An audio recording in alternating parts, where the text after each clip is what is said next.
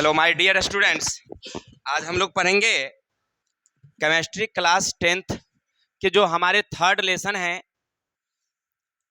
Class 10th chemistry का third lesson धातु और अधातु, जिसका पहला वीडियो नहीं पार्ट 1 हमारा आपके वीडियो पर मतलब चैनल पर लोड है, और दूसरा आज हम लोग पढ़ेंगे। इसके बारे में क्या क्या पढ़ना हम लोग देखते हैं। सबसे पहले हमें पढ़ना आज धातु और अधातु के बीच अभिक्रिया। क्या पढ़ना हमें? धातु और अधातुओं के बीच अभिक्रिया पढ़नी है।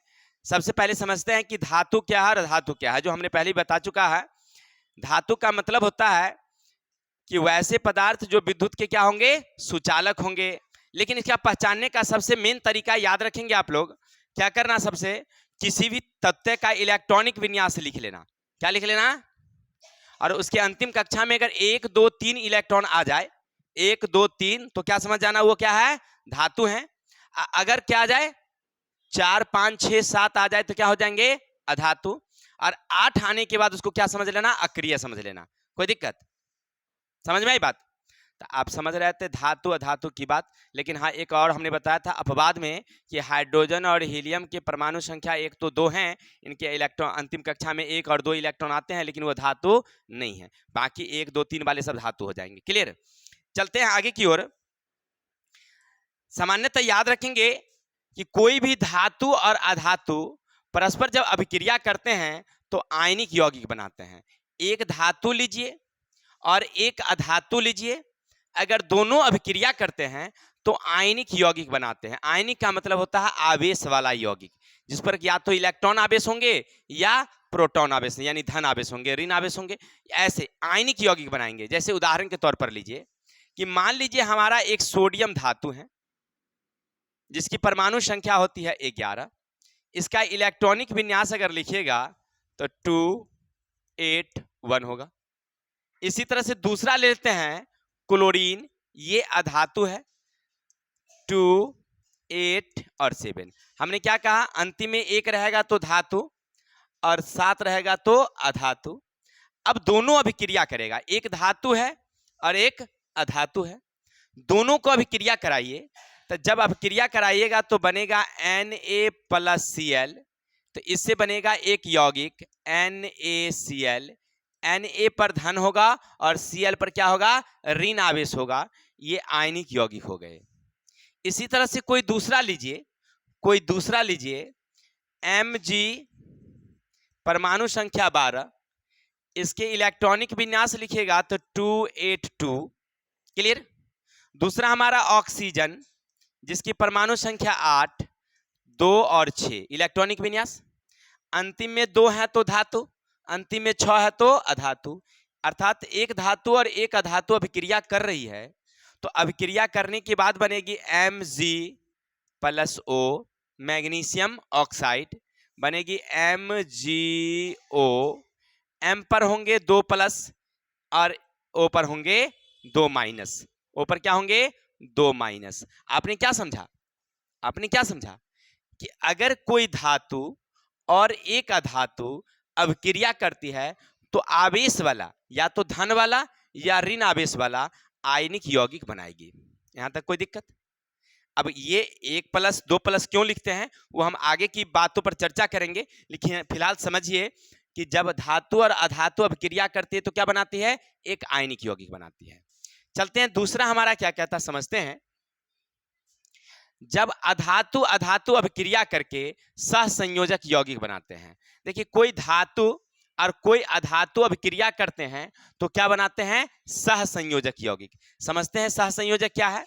जैसे मान लीजिए ऑक्सीजन है और फिर दूसरे ऑक्सीजन से अभिक्रिया करेगी, तो अभिक्रिया क्या करेगी, तो सहसंयोजक यौगिक बनाती है। जैसे देखिए, इसकी परमाणु संख्या कितनी है, 8। इसकी परमाणु संख्या, अगर इलेक्ट्रॉनिक विन्यास लिखा जाए तो पहली कक्षा में 2 और दूसरी में कितनी आएगी, 6। फिर ऑक्सीजन को लिखा जाए परमाणु संख्या 8, 2 और 6। अब ये 6 इसको दे नहीं सकता या 6 ये इसको दे नहीं सकता, क्यों कह रहा है कि भाई हम तुमको 6 नहीं दे सकते। हम जानते हैं कि 1 2 3 वाला इलेक्ट्रॉन ही किसी को देता है, 6 वाला नहीं देता है, 4 वाला किसी को नहीं देता है, 5 वाला किसी को नहीं देता है, वो किसी से लेता है, क्योंकि उसके पास ज्यादा है तो वो लेता है। अब समझिए, अब ये 6 दे नहीं सकता है तो क्या करेगा? वैसी स्थिति में अब क्या करेगा? ये इलेक्ट्रॉन का साझा करेगा। कैसे करेगा समझते हैं। देखिए, एक O वाला यौगिक, जैसे हम जगह लेते हैं, थोड़ा सा यहाँ पर जगह कम है तो हम इसको क्या करते हैं, चेंज करते हैं जगह को थोड़ा सा। देखिए, एक O वाला ऑक्सीजन, अंतिम कक्षा में कितने इलेक्ट्रॉन? 6। 1 2 3 4 5 6। एक दूसरा O वाला 1 2 3 4 5 6। अब दोनों बैठा हुआ है, वो कह रहा है कि रे भाई ऐसा करो ना कि तुम 2 हम में आ जाओ, हमको 8 पूरा हो जाएगा। नहीं 8 हो जाएगा, और ये कह रहा है कि तुम 2 इसमें आ जाओ तो पूरा हो जाएगा। तो ये क्या करता है, अपना 2 इलेक्ट्रॉन यहाँ डालता है और अपना ये 2 इलेक्ट्रॉन यहाँ डालता है। अब दोनों अभिक्रिया कर लेता है, तो इसको 8 को हो गया, देखिए तो। हाँ, इसको भी ये ऐसे करता है, ये भी अभिक्रिया कर लेता है, इसको भी 8 हो गया, देखो नहीं हो गया, यानी बनाता है O2। ये एक प्रकार का यौगिक है, और अधातु अधातु के संयोग से है, अधातु अधातु के संयोग से है। तो आपने क्या समझा कि जब दो अधातु जब संयोग करते हैं तो क्या बनाते हैं? सह संयोजक यौगिक। और एक धातु और एक अधातु संयोग करते हैं तो क्या बनाते हैं? आयनिक यौगिक बनाते हैं। ठीक है, एक धातु और एक अधातु तो आयनिक, और 2 अधातु तो सहसंयोजक। लेकिन याद रखेंगे, जो धातु है ना, 2 धातु ये आपस में अभिक्रिया नहीं करती है। लोहा को, तांबा को अगर एक जगह रख दिया जाए तो इसके बीच में सामान्यतः कोई अभिक्रियाएं नहीं होती है, कोई दिक्कत। तो हमने क्या समझा? धातु और अधातु के बाद। अब चलते हैं उत्कृष्ट गैसों के इलेक्ट्रॉनिक विन्यास देखते हैं। देखिए, अभी तक आपने क्या समझा था? क्लास 9th में पढ़ा होगा कि दुनिया के जितने तत्व होते हैं वो अपने आप को अस्थायी होना चाहते हैं। दुनिया के जितने तत्व होते हैं अपने आप को क्या होना चाहते हैं? अस्थायी होना चाहते हैं। इसके लिए वो क्या करते हैं? अपने निकटवर्ती जितने भी उत्कृष्ट गैस होते हैं उसके अनुसार वो अंतिम कक्षा में 8 इलेक्ट्रॉन पूरा कर लेना चाहते हैं। जैसे मान लीजिए ऑक्सीजन है, ऑक्सीजन की परमाणु संख्या 8, लेकिन इसको इलेक्ट्रॉनिक विन्यास लिखते हैं तो 2 और 6 आता है। लेकिन ये कहता है कि नहीं, हम 6 नहीं रहना चाहते हैं, हम अपनी अंतिम कक्षा में 2 इलेक्ट्रॉन पाना चाहते हैं। ये किसी से ले लेगा या किसी से साझा करेगा, तो ये बन जाएगा किसके बराबर? तो ये बनाएगा नियॉन के बराबर। किसके बराबर? नियॉन के बराबर। ये उत्कृष्ट गैस है, यानी अस्थायी होना चाहता है। तो अस्थायी क्या? तो उत्कृष्ट गैस वाला। और उत्कृष्ट गैसों की संख्या कितनी है? याद रखेंगे 6। कौन कौन? तो पहला हमारा है हीलियम, जिसकी परमाणु संख्या होती है, याद रखेंगे 2। पहला हमारा क्या है? हीलियम, जिसकी परमाणु संख्या कितनी? 2।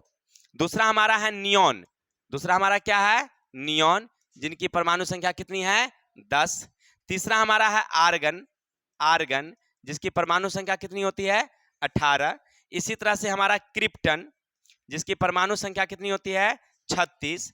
इसी तरह से जेनन, क्या होता है इसका? जेनन, जिसकी परमाणु संख्या कितनी? 54। और रेडॉन Rn, ये हमारी कितनी होती है? 86। हो गया। अब देख रहे हैं, ये हमारा क्या है? अक्रिय गैस, यानी उत्कृष्ट गैस को कह सकते हैं।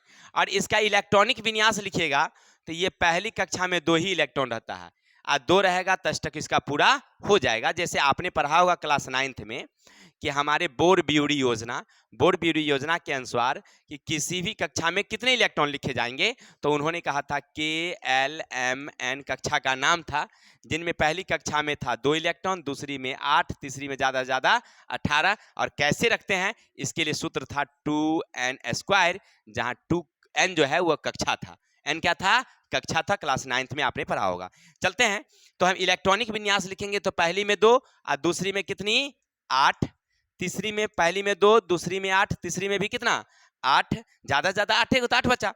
इसी तरह से पहली में 2, दूसरी में 8 और तीसरी में कितनी? 18। चौथी में कितनी? तो फिर 8।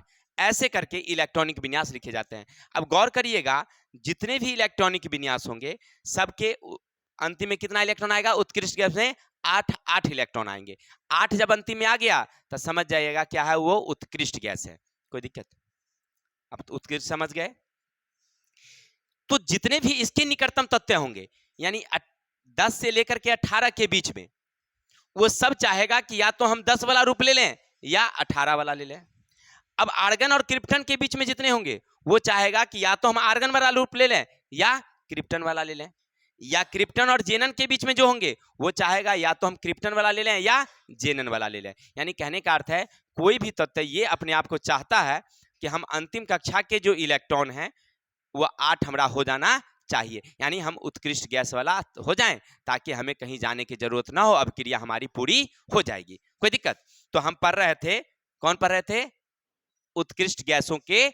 कोई दिक्कत? अब अष्टक नियम क्या है समझ रहे हैं? अगर आपसे कोई पूछे कि अष्टक नियम क्या है, तो अष्टक नियम का मतलब होता है कि जितने तत्व हैं, जितने तत्व परमाणु हैं, वह अपनी अंतिम कक्षा में कितने इलेक्ट्रॉन पाना चाहते हैं?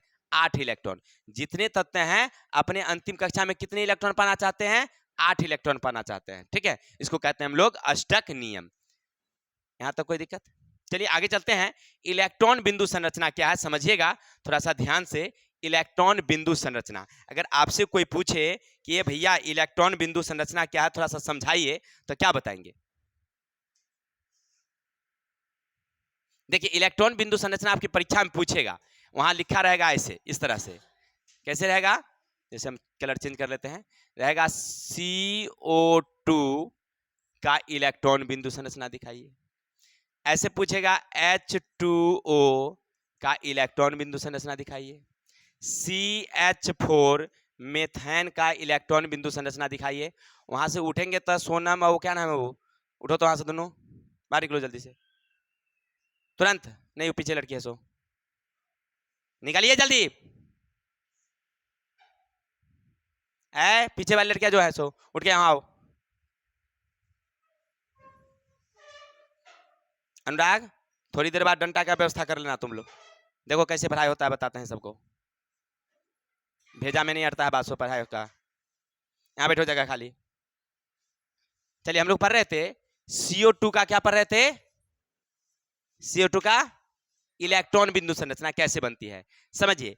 आपको इस तरह से परीक्षा में रहेगा, क्वेश्चन बनाना पड़ता है। देखिए C यानी कार्बन, C यानी कि इसकी परमाणु संख्या आपको याद होनी चाहिए, 6 होती है। इलेक्ट्रॉनिक विन्यास कितना? 2 होंगे, 4 होंगे। क्लियर? और ऑक्सीजन की परमाणु संख्या कितनी होती है? 8। तो पहली कक्षा में 2, दूसरी में 6, हो गया इतना। अब यहां पर अभिक्रिया करेगा, देखिए 4 इसको देगा तो हो जाएगा इसको 10, लेकिन ये 10 नहीं चाहिए, इसको 8 चाहिए। क्लियर? ऑक्सीजन कहता है ए भैया हमको तुम 2 दे दो, तो कार्बन कहता है कि रे भैया तुमको 2 दे देंगे तो हमारा 2 बच जाएगा, हम क्या करेंगे, हम अष्टक पूरा नहीं ना कर पाए। तो ऐसा हो नहीं सकता है। क्या? या तो तुम हमारा पूरा 4 ले लो, 4 ले लो, और नहीं तो हम 2 नहीं देंगे। ये बड़ा समस्या फंस गया उसके साथ। तो कहा कि ऐसा कर यार, तू काहे चिंता कर रहा है। कार्बन कहा कि तुम 2 ऑक्सीजन आ जाओ तब हमारा काम चल जाएगा। तो देखिए कार्बन एक यहाँ बैठा हुआ है, कार्बन यहाँ एक बैठा हुआ है, और इसके अंतिम कक्षा में कितने इलेक्ट्रॉन है? तो 4। अंतिम कक्षा में कितने? 4। इधर ऑक्सीजन क्या किया? ऑक्सीजन O वाला, इधर ऑक्सीजन O वाला, इसके अंतिम कक्षा में कितने इलेक्ट्रॉन? 6। इसमें भी अंतिम में कितने? 6। हो गया? कोई दिक्कत? अब देखिए ये 6 इलेक्ट्रॉन, ये 6 इलेक्ट्रॉन और 2 इससे लेकर के अपना अष्टक पूरा कर लिया। ऑक्सीजन हो गया अष्टक इसका 8, इधर से भी इससे लेकर के 2 अष्टक पूरा कर लिया, 8 10 8 8 इसका हो गया। अब देखिए इसको क्या करेगा, 2 इससे लिया है तो 2 इसको दिया और 2 इससे लिया, तो इसका भी अष्टक पूरा हो गया। कोई दिक्कत? तो आप क्या समझ रहे थे? क्या समझे आपने? कि यहाँ इलेक्ट्रॉन बिंदु संरचना हुआ कि कैसे कार्बन डाइऑक्साइड अपनी संरचना पूरा करती है, और इसमें किसी भी परमाणुओं का वो क्या करती है? साझा करती है, साझा करती है। जैसे देखिए H2O क्या है हमारा? H2O। देखिए समझिएगा पहले H2 का। H माने हाइड्रोजन, इसकी परमाणु संख्या 1, अंतिम कक्षा में कितने इलेक्ट्रॉन? 1। ऑक्सीजन परमाणु संख्या कितनी? 8, इसकी पहली कक्षा में 2, दूसरी में कितनी? 6। नहीं सुनाई पड़ा है तो दोनों का, देखिएगा हिसाब लेंगे थोड़ा बाद में, जल्दी यहाँ आओ। तो ये कितना हमारा? 6। अब देखिए ये अंतिम कक्षा में 6 है। ऑक्सीजन हाइड्रोजन कहता है कि तुम हमरा 1 ले लो या तुम हमको 6 दे दो। अगर ये 6 दे भी दे तो इसको कितना होगा, 7 होगा। और अगर ये मान लीजिए ये इसे ले भी ले तो कितना होगा, इसको भी 7 होगा। तो अब समझिए गौर करके, क्या इसका अष्टक पूरा हुआ? अष्टक का मतलब होता है अंतिम कक्षा में कितने इलेक्ट्रॉन, 8 इलेक्ट्रॉन। क्या 8 इलेक्ट्रॉन पूरा हुआ? नहीं हुआ। अब क्या करेगा, अब वो क्या करेगा, अब यहां पर कहेगा साझा करेगा, क्योंकि वो लेने देने से नहीं पूरा, तो क्या करेगा, साझा। साझा कैसे करेगा, सो देखिए, H वाला, सॉरी पहले ऑक्सीजन वाला को डाल दीजिए, ऑक्सीजन वाला, इसके अंतिम कक्षा में कितने इलेक्ट्रॉन है, 1 2 3 4 5 6, हो गया। हाइड्रोजन इधर से एक आया अपना 1 इलेक्ट्रॉन लेकर के, हाइड्रोजन इधर से आया अपना 1 इलेक्ट्रॉन लेके, क्लियर। और यहां से एक इससे लेकर के साझा कर लिया, एक इससे लेकर के साझा कर लिया, तो ई भी हो गया अस्थाई, ई भी हो गया अस्थाई। और ये एक एक इलेक्ट्रॉन इसको दिया है, तो इसी से एक एक इलेक्ट्रॉन ले लिया, तो ई भी हो गया इसको 8 गो। ऑक्सीजन को कितना हो गया, तो 2 4 6 8, ऑक्सीजन को 8, हाइड्रोजन को हो गया 2 2, ई भी अष्टक पूरा। अब आपके दिमाग में आता होगा, सर जी आप बोल रहे हैं अष्टक अष्टक अष्टक 8 8 8, लेकिन इसको तो 2 ये पुर रहा है, 8 कहाँ पुर रहा है? तो हम जानते हैं कि हीलियम एक ऐसा तत्व है कि अपने निकटवर्ती हीलियम जैसा, हाइड्रोजन जो है वो हीलियम जैसा संरचना पाता है। अभी हमने क्या बताया, अक्रिय गैस में पहला हमारा हीलियम, दूसरा हमारा नियॉन, तीसरा हमारा आर्गन, चौथा हमारा क्रिप्टन, अगला हमारा जेनन, तब हमारा रेडॉन, है ना। अब इसके बीच का जो तत्व होगा वो चाहेगा या तो हम हीलियम वाला रूप ले लें या नियॉन वाला ले लें। हमने उसी तरह से ऊपर वाला जो होगा वो चाहेगा कि हम किससे ले लें, हीलियम वाला ले लें। तो हाइड्रोजन ऊपर में है तो वह किसका रूप लेता है, हीलियम वाला, है ना। तो हीलियम की परमाणु संख्या कितनी होती है, 2, तो हाइड्रोजन को 2 हो गया, तो हीलियम वाला रूप ले लिया, अक्रिय हो गया। इसीलिए एक याद रखेंगे, केवल बाकी अन्य तत्व अंतिम कक्षा में कितने चाहेंगे, 8, लेकिन हाइड्रोजन अंतिम कक्षा में कितने रूप, 2 इलेक्ट्रॉन पा करके हीलियम वाला रूप ले लेते हैं, अष्टक पूरा। ये याद रखेंगे, इलेक्ट्रॉन बिंदु संरचना आपकी परीक्षा में पूछा जाता है बड़ा VVI में। आगे चलते हैं हम लोग, जैसे इसी को और उदाहरण लेते हैं, जैसे देखिए मेथेन CH4। अब C परमाणु संख्या कितनी, 6, 2 और 4, हाइड्रोजन का कितना, 1 1, अगर 1 इसको अगर दे दे तो कितना होगा, इसको 5 होगा। क्या अष्टक पूरा होगा इसका, नहीं होगा। अब ऐसी स्थिति में वो क्या करेगा, हाइड्रोजन का, कार्बन कहता है हाइड्रोजन के, अरे भाई तुम जाओ, तुम अपने जैसा कितना ले आओ, 4 गो को ले आओ, तो हमारा काम चल जाएगा। कार्बन ऐसे बीच में बैठ गया, क्लियर, अपना चारों इलेक्ट्रॉन को यहाँ रख दिया, 1 2 3, एक हाइड्रोजन इधर से आया, एक हाइड्रोजन इधर से आया, एक हाइड्रोजन इधर से आया और एक हाइड्रोजन इधर से आया, ऐसे ऐसे करके सब हाइड्रोजन का अपना हो गया हीलियम जैसा संरचना, और चारों से 4 गो ले लेकर के और कार्बन भी अपना अष्टक पूरा कर लिया, ठीक है। तो याद रखेंगे, इसको कहते हैं हम लोग इलेक्ट्रॉन बिंदु संरचना। कोई दिक्कत? चलिए अब आयन बनना हम लोग देखते हैं कि आपसे पूछता है कि आयन क्या है। देखिए आयन का मतलब क्या होता है समझिएगा, किसी भी परमाणु में, किसी भी यौगिक में जिस पर आवेश रहता है, जिस कण पर आवेश होता है, यानी आवेशित कणों को आयन कहते हैं। आवेशित कणों को क्या कहते हैं हम लोग, आयन। आयन का मतलब होता है आवेश। जैसे देखिए ये हमारी प्लास्टिक की कलम है, ये प्लास्टिक की कलम है, क्लियर। अब क्या करेंगे, बालों में, सूखे बालों में थोड़ा सा रगड़िए, रगड़े, और आप छोटे छोटे कागज के टुकड़ों को ऐसे लगाइएगा तो वो कागज का टुकड़ा कलम में क्या हो जाती है, चिपक जाती है ना, किसके कारण, आवेश के कारण। चलिए दूसरा, अपनी बालों को देखिए, ऐसे हमारी बाल तो थोड़ा सा मतलब अच्छा है नहीं, फिर भी चलते हैं।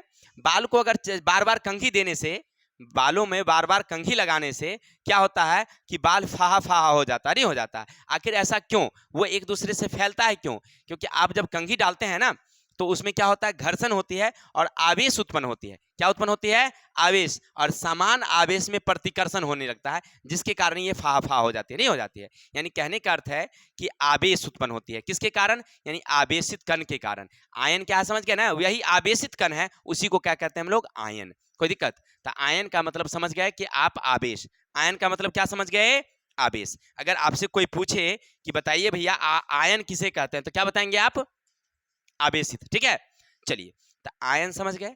आयन 2 प्रकार के होते हैं, एक धनायन और एक ऋण आयन। जिस पर धन आवेश रहता है धनायन, और जिस पर ऋण आवेश रहता है ऋणायन। मान लीजिए कोई कण है और जिसमें धन है तो धनायन, और ऋण है तो ऋण आयन। अब कहेगा सर जी हम समझे नहीं। अरे नहीं समझे तो क्या दिक्कत है, हम ही बस समझा देते हैं अच्छा से फिर से एक बारी और। देखो क्या है, क्लास 9th में ही आप लोग ये पढ़े होंगे, लेकिन फिर भी हम चलते हैं। मान लीजिए आपने अभी तक पढ़ा होगा कि एक हमारा सोडियम है, एक हमारा सोडियम है जिसकी परमाणु संख्या 11 है, यानी इसमें 11 इलेक्ट्रॉन है। इलेक्ट्रॉन ऋण आवेश होती है, उसमें परमाणु संख्या कितनी है? 11। क्लियर? तो इसमें प्रोटॉन की संख्या भी कितनी होगी? 11। और परमाणु विद्युत क्या होते हैं? उदासीन। अगर कोई पूछे आपसे कि सर बताइए परमाणु विद्युत क्या होंगे, तो उदासीन। परीक्षा में पूछता है परमाणु विद्युत होते हैं उदासीन, यानी परमाणु में जितना ऋण होता है उतने ही धन होता है। ऋण आवेशित कण और धन आवेशित कणों की संख्या दोनों क्या होती है? बराबर होती है, इसलिए परमाणु विद्युत क्या होते हैं? उदासीन होते हैं। कोई दिक्कत? अब चलिए, यानी कि ऋण 11 गो आपके पास ऋण है और 11 गो आपके पास धन है। इलेक्ट्रॉनिक विन्यास लिखते हैं तो पहले 2 देते हैं, 8 देते हैं। ये किसको सजाते हैं? इलेक्ट्रॉन को सजाते हैं, इलेक्ट्रॉन को सजाते हैं। चलिए, क्लोरीन, इसमें 17 इलेक्ट्रॉन 17 प्रोटॉन। इसको हम इलेक्ट्रॉनिक विन्यास अगर लिखेंगे तो इलेक्ट्रॉन को सजाते हैं। किसको सजाते हैं हम लोग? इलेक्ट्रॉन। प्रोटॉन को नहीं सजाते हैं। किसको सजाते हैं हम लोग? इलेक्ट्रॉन को। या इसको इस तरह से भी समझिए, जैसे समझिए हमारा सोडियम Na11, पहली कक्षा में कितने इलेक्ट्रॉन? 2। दूसरे में कितनी? 1 2 3 4 5 6 7 8। और तीसरी में कितनी? 1। इसी तरह से क्लोरीन लीजिए 17, पहली कक्षा में कितनी? 2। दूसरी में कितनी? 1 2 3 4 5 6 7 8। और तीसरी में कितनी? 7 को। 1 2 3 4 5 6 7 हो गया। तो अंतिम कक्षा का इलेक्ट्रॉन ही रासायनिक अभिक्रिया में भाग लेगा। अब समझिए यहां से E1 जो है ये बाउंड्री पार करके कूद के चला आया एक घर में, चला आया। इलेक्ट्रॉन इसमें 17 है, प्रोटॉन 17 है, लेकिन एक इलेक्ट्रॉन कूद के इसमें चला आया, तो इलेक्ट्रॉन अब इसमें कितना हो जाएगा? अब प्रोटॉन कितना हो गया इसको? प्रोटॉन हो गया 17, इलेक्ट्रॉन हो गया इसको ऋण वाला एगो बढ़ गया, माइनस वाला एगो क्या हो गया? उसको बढ़ गया। तब माइनस बढ़ गया तो क्या होगा? ऋणायन होगा। तब आवेश उस पर करंट आ गया। कौन? ऋणायन, क्योंकि इलेक्ट्रॉन आया है, ऋण वाला आया है नहीं। अब देखिए इसमें 11 गो इलेक्ट्रॉन था, 11 गो प्रोटॉन था। एगो प्रोटॉन इसमें क्या हो गया? इलेक्ट्रॉन इसमें कूद गया, तो इसमें इलेक्ट्रॉन कम गया, अब प्रोटॉन क्या हो गया? बढ़ गया। अब इलेक्ट्रॉन इसको हो गया 10, अब प्रोटॉन कितनी हो गई उसकी? 11। धन बढ़ गया ना, प्लस वाला बढ़ गया, क्योंकि प्रोटॉन धन आवेशित होता है, इलेक्ट्रॉन ऋण आवेशित होता है। तो आपने क्या समझा कि जब इलेक्ट्रॉन किसी को कोई देता है, इलेक्ट्रॉन किसी को देता है, तो जो लेता है वो होता है ऋणायन और जो देता है वो होता है धनायन। कोई दिक्कत? तो आयन समझ गए कि इलेक्ट्रॉन के लेने और देने से उस पर एक आवेश उत्पन्न होता है। इलेक्ट्रॉन के देने और लेने से उस पर एक आवेश उत्पन्न होता है, और इस आवेश को हम लोग क्या कहते हैं? धनायन और ऋणायन कहते हैं। कैसे बनता है समझ गए कि अगर मान लीजिए कोई परमाणु अपना इलेक्ट्रॉन किसी को देता है, कोई परमाणु अपना इलेक्ट्रॉन किसी को देता है, तो वो होता है देने वाला होता है धनायन, और जो लेता है वो होता है ऋणायन। यहां तो कोई दिक्कत? चलते हैं अब धनायन की क्या क्या विशेषता है। आपने जो देखा अभी जो धनायन बना उसकी क्या क्या विशेषताएं होती है उसको देखते हैं। नंबर 1 ध्यान रखिएगा, किसी धनायन में अपने मूल परमाणु के कम इलेक्ट्रॉन होते हैं। अभी हमने समझाया ना कि मान लीजिए अभी हमारा ऑक्सीजन है, ऑक्सीजन है तो इसकी परमाणु संख्या 8, तो पहली में 2 और दूसरी में कितना? 6। प्रोटॉन कितना? 8। अब ये किसी से 2 लेगा अगर मान लीजिए, तो इलेक्ट्रॉन की संख्या क्या हो जाएगी? इसकी बढ़ जाएगी। प्रोटॉन की संख्या जस व तस रहेगी। लेकिन अगर कोई धनायन, तो क्योंकि लिया है तो ऋणायन बनेगा, लेकिन अगर कोई धनायन समझिएगा, जैसे मान लीजिए हमने क्या किया है, सोडियम, या दूसरा ही लीजिए ना, सोडियम को छोड़ दीजिए, मैग्नीशियम ही लीजिए। मैग्नीशियम, इसकी परमाणु संख्या 12, ये क्या करेगा? 2 8 2। अब ये 2 क्या करेगा? अंतिम कक्षा के इलेक्ट्रॉन ऑक्सीजन को बुला के दे देगा, ऑक्सीजन को बुला के दे देगा। कहेगा थोड़ा 2 गो कम है ना, हमरा 2 गो ज्यादा है, ऐसा करते हैं तुमको हम 2 दे देते हैं, तो तुम 2 ले लो। तो इसका 2 क्या हो गया? फुर, नहीं फुर हो गया। तो अब इसमें इलेक्ट्रॉन की संख्या क्या हो गई?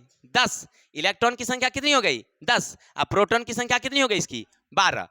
यानी कहने का अर्थ है कि मूल परमाणु से कम इलेक्ट्रॉन, नहीं इलेक्ट्रॉन, पहले था 12 इलेक्ट्रॉन, अब कितने इलेक्ट्रॉन हो गए? 10 हो गए। यही देखिए, यही कह रहा है, धनायन में मूल परमाणु से इलेक्ट्रॉन की संख्या क्या होगी? कम होगी। चलिए आगे है, धनायन पर धन आवेश। देखिए ये जो होते हैं ना धनायन, उस पर आवेश कैसा रहेगा? धन। जैसे अभी हमने बताया कि इसमें इलेक्ट्रॉन की संख्या कितनी? 10, प्रोटॉन की संख्या कितनी? 12। प्रोटॉन धनायन होते हैं, यानी धन आवेश रहता है उस पर। आगे है, परमाणु के धनायन में परिवर्तन हो जाने से उसकी परमाणु संख्या अपरिवर्तित रहती है। माने देखिए,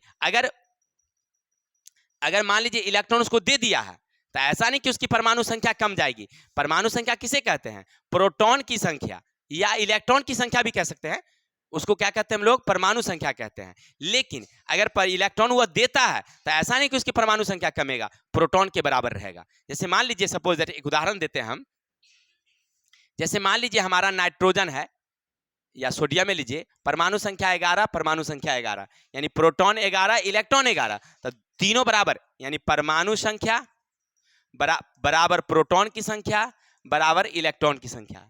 लेकिन ये अपना एक इलेक्ट्रॉन अगर किसी को देगा, तो ऐसा नहीं कि इसका परमाणु संख्या कम हो जाएगा, तब परमाणु संख्या 10 नहीं हो जाएगी। परमाणु संख्या 10 की 10 11 है, तो 11 ही रहेगी। क्लियर? क्योंकि प्रोटॉन अभी भी कितना है उसमें? 11 है, इसीलिए प्रोटॉन के बराबर रहेगी।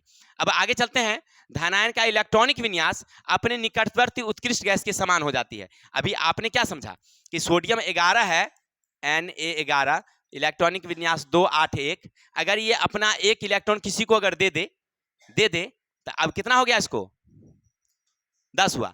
10 किसके बराबर होगा? इसके ही नजदीक इलेक्ट्रॉनिक विन्यास नियॉन के बराबर हो जाएगी। ये उत्कृष्ट गैस है।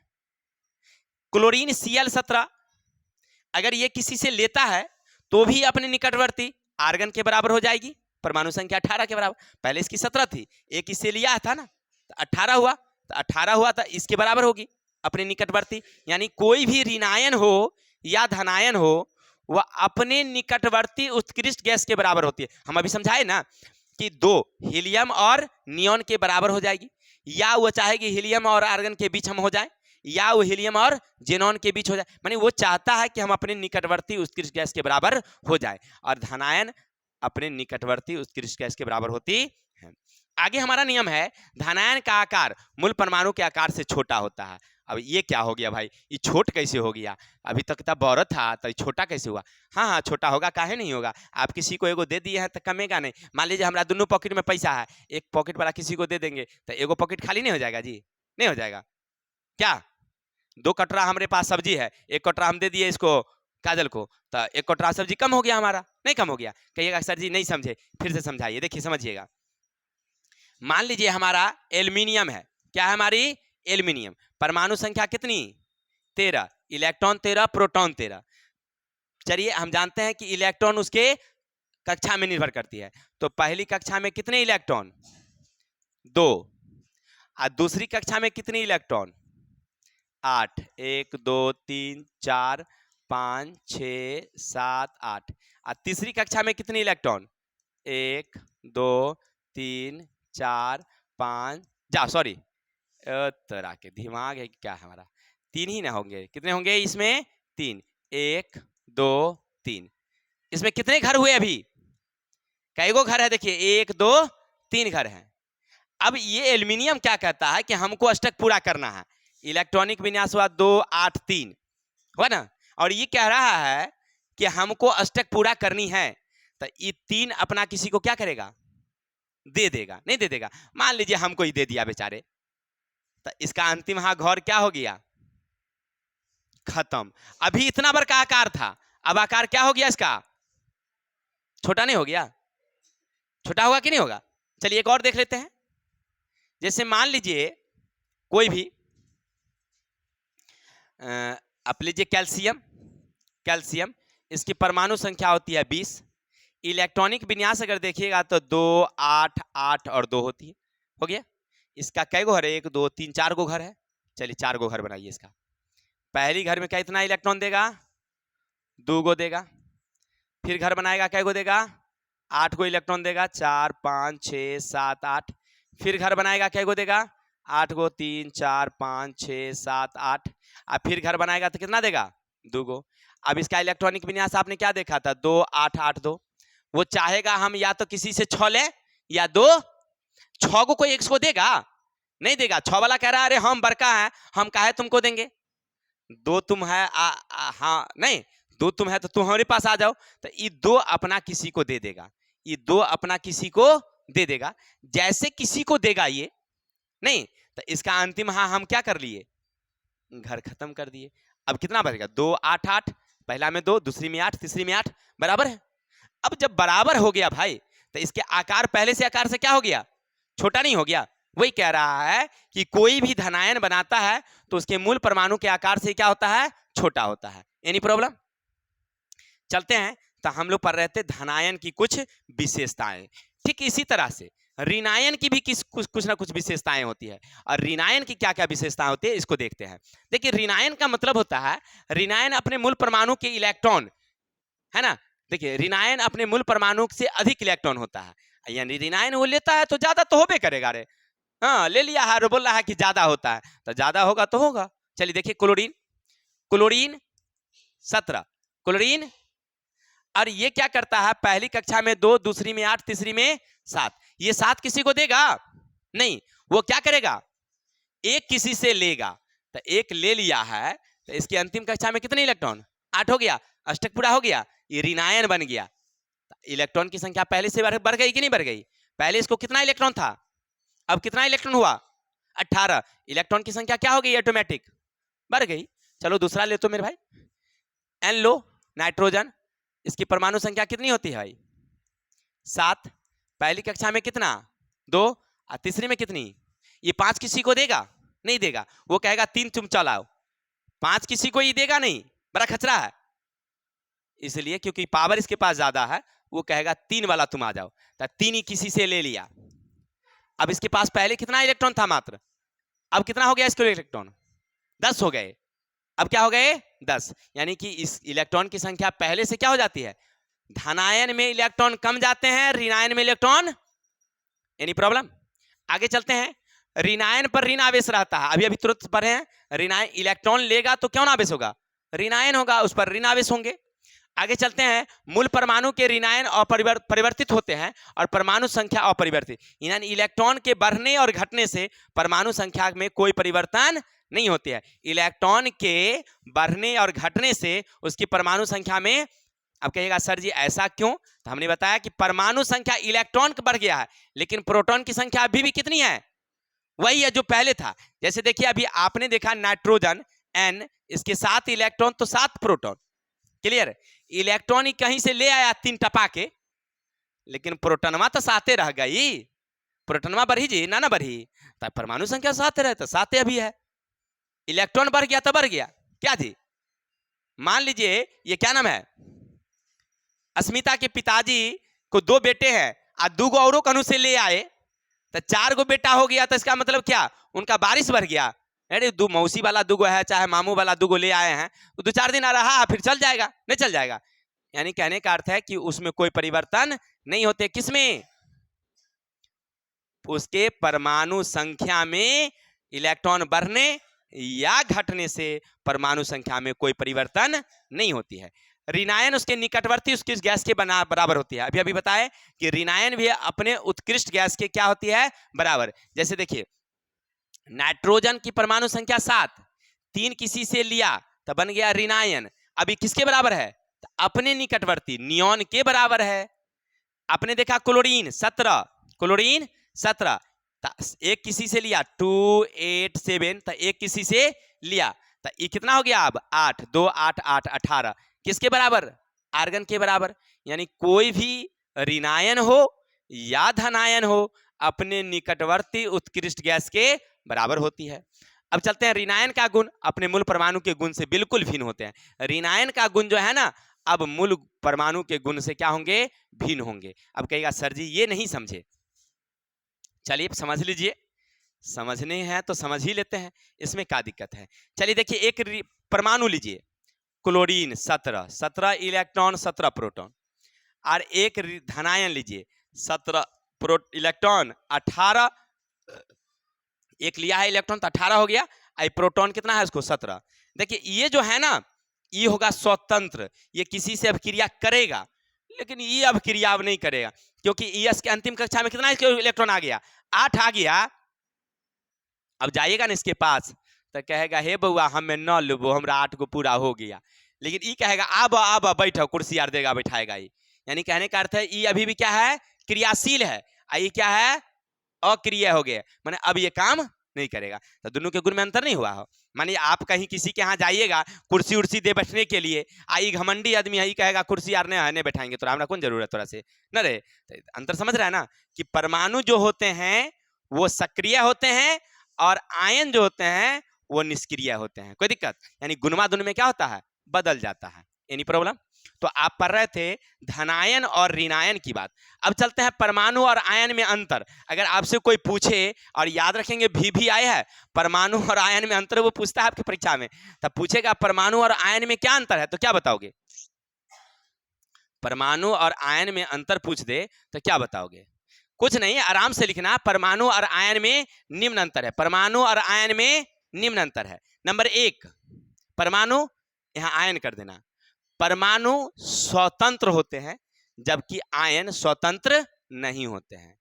परमाणु विद्युत उदासीन होते हैं, आयन आवेशित होते हैं। या तो उस पर ऋण आवेश होगा, नहीं तो क्या होगा, धन आवेश होगा।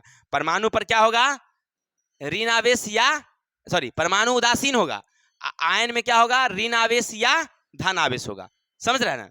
परमाणु का आकार निश्चित होता है जबकि आयन के आकार या तो कम होंगे या ज्यादा होंगे। जैसे अगर धनायन होगा आकार छोटा हो जाएगा, ऋणायन का आकार तो सेम रहेगा, नहीं रहेगा।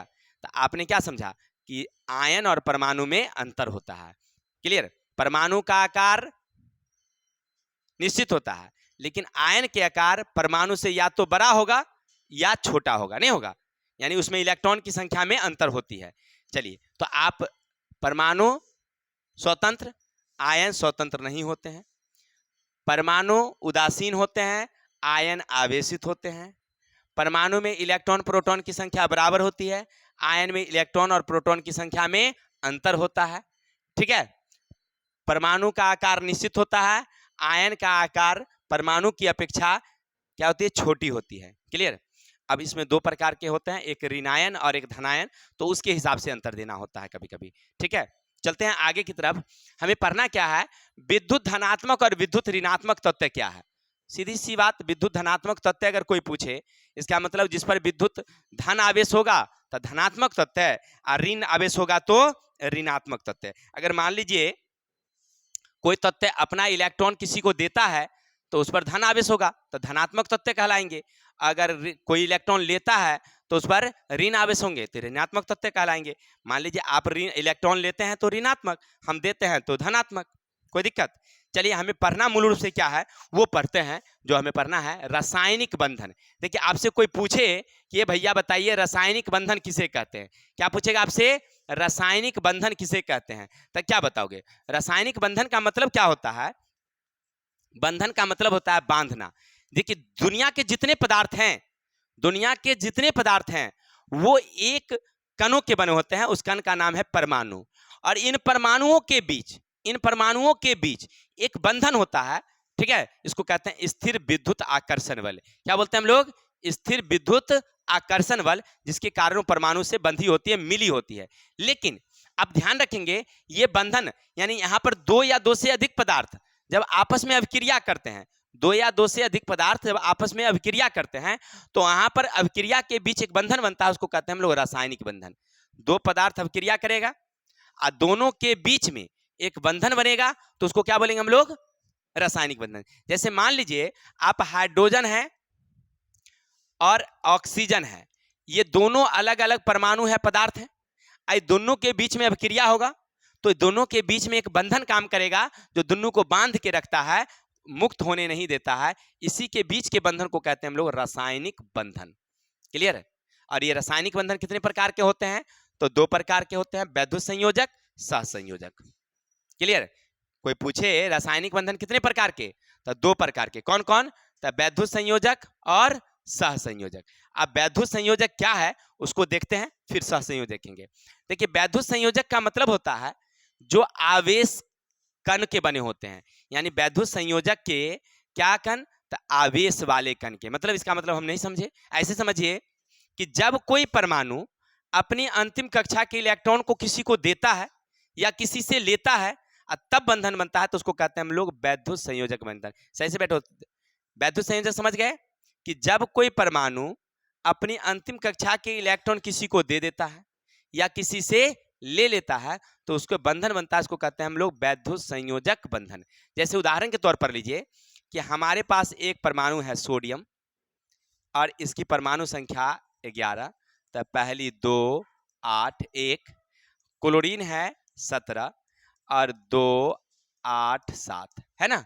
अब दोनों के बीच अब क्रिया कराइएगा तो Na प्लस Cl, ये 2 8 1 2 8 7, यहाँ से एक इलेक्ट्रॉन फुर से उड़ेगा, एक इलेक्ट्रॉन यहाँ से फुर से उड़ा और इसमें आके ढपाक से नहीं गिर गया, तो इसका अंतिम कक्षा वाला इलेक्ट्रॉन क्या हो गया, खत्म।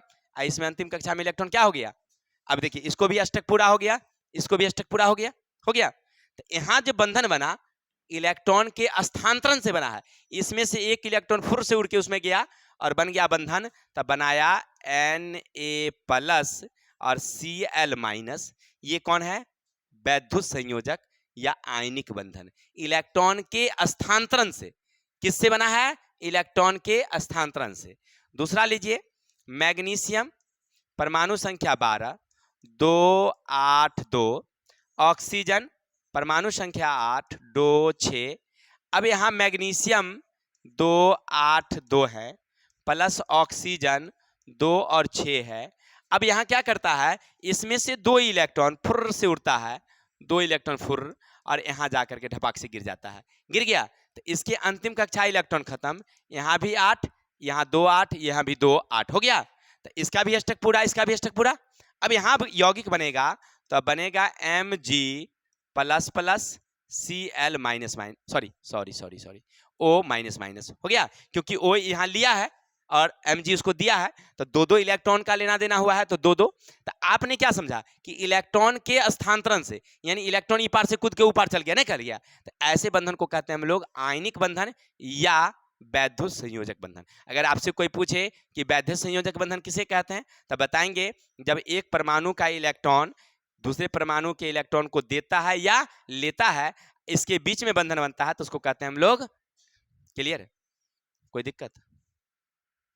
चलते हैं आगे। दूसरा हमारा है सहसंयोजक बंधन। क्या है सहसंयोजक का मतलब होता है कि सह माने होता है साथ साथ, सह माने साथ साथ, यानी कि मान लीजिए कुछ ऐसे परमाणु हैं जो अपनी अंतिम कक्षा के इलेक्ट्रॉन को किसी को दे नहीं सकता, फिर उससे ले भी नहीं सकता, तो क्या उसके बीच में बंधन नहीं बने? और अगर बंधन नहीं बनेगा तो यौगिक का निर्माण नहीं होगा, तब बंधन बनना जरूरी है। तब बंधन कैसे बने, तब कहता है कि देख भाई, अरे अगर तुम दे नहीं सकते, हम पूरा तुमसे ले नहीं सकते, तो साझा कर लेते हैं, साझा साझा करके बना लेते हैं। जैसे उदाहरण के तौर पर ले लो कि मान लीजिए हमारे पास एक कार्बन है और एक हाइड्रोजन बेचारे घूमते घूमते जा रहे थे, रास्ते रास्ते एक कार्बन यहाँ पर था और एक हाइड्रोजन इसी रास्ते से जा रहे थे, क्या?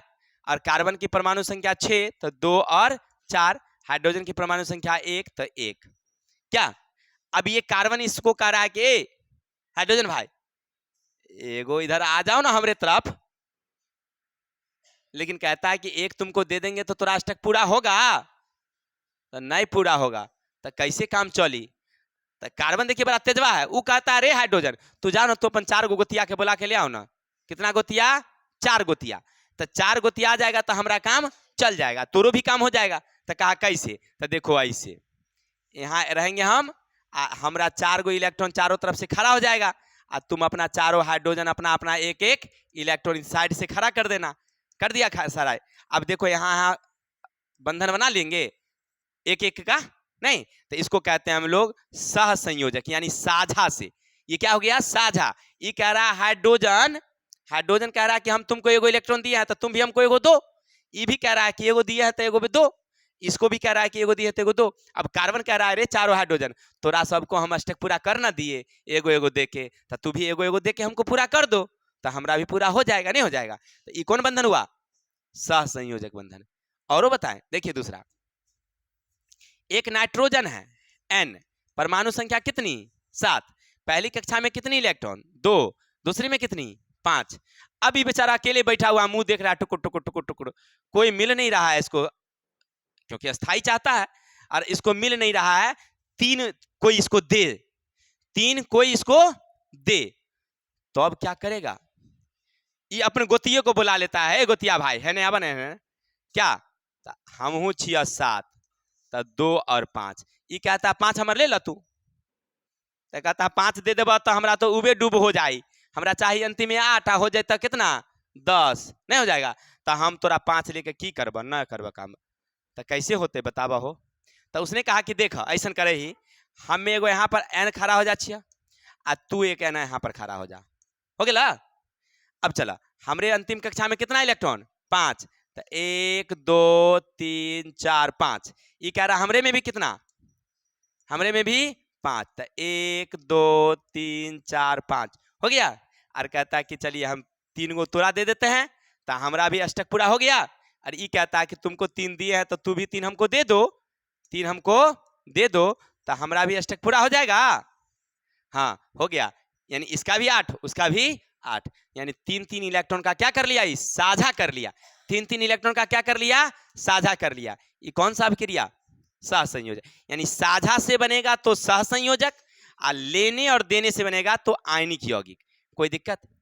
अब देखिए ये कितने बन सहसंयोजक कितने प्रकार के, 3 प्रकार के, एकल सहसंयोजक, द्वि सहसंयोजक, त्रिसह। देखिए यहाँ एक इलेक्ट्रॉन का साझा होगा एकल सहसंयोजक, 3 का हो गया त्रिसंयोजक, और दो का साझा होगा ना तो द्वि सहसंयोजक, दो का साझा होगा तो द्वि सहसंयोजक नहीं होगा।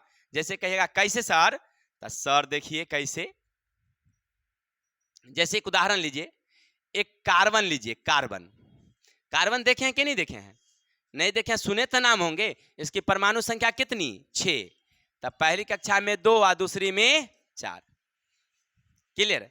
कार्बन बैठा हुआ था, उसी रास्ते से ऑक्सीजन गुजरा, बोला हे ऑक्सीजन भाई हैं अब, कहा क्या बात बोलो, तो 2 और 6, ऐसा कर या तो तू 4 ले लो न तो तू 6 दे द, तो कहा ये ले ना 6 भाई, तोरा मने हो तो 6 ले ले, कितना भेलो तोरा, लो उब डूब हुआ, हमरा चाहिए कितना अंतिम में 8, इसको हो गया कितना, तो 10 लेगा वो नहीं। कार्बन बड़ा तेज आदमी है रे, वो कहता है कि ए भैया बड़ा बुर्बक आदमी, हाँ थोड़ा ऐसा करिए ना, आप हमको 4 दीजिए ना, तो आप काहे हमको दे रहे हैं 6। तो ऑक्सीजन क्या कहता है, तुमको हम 4 दे देंगे तो ये 2 का हम क्या करेंगे, अचार करेंगे रे बुर्बक, नहीं तो ऐसा हम 4 नहीं देंगे, या तो तुम 6 ले लो पकिए पकिए, नहीं तो 4 नहीं देंगे। दोनों बैठ के खैनी उनी चुनाता है, दिमाग लगाता है कि क्या किया जाए, ई न 4 देगा न ई 6 दे लेगा, तो खैनी चुना के दिमाग खोलता है बैठ के, कहता है कि ए भाई ऑक्सीजन भाई, लेन देन से तो हुआ नहीं, दोनों आदमी सोझे सोझे करिए, तो कैसे साझा साझा करिए। तो देखिए कार्बन कहता है कि हम बैठ जाते हैं बीच में, तुम अपना एक गोतिया और ले आओ, एक इधर से ले आओ और एक इधर से ले आओ, क्लियर। इधर तुम देखो 1 2 3 4 5 6 तोरा इलेक्ट्रॉन हुआ कि नहीं हुआ, ये कार्बन समझा रहा है, क्लियर।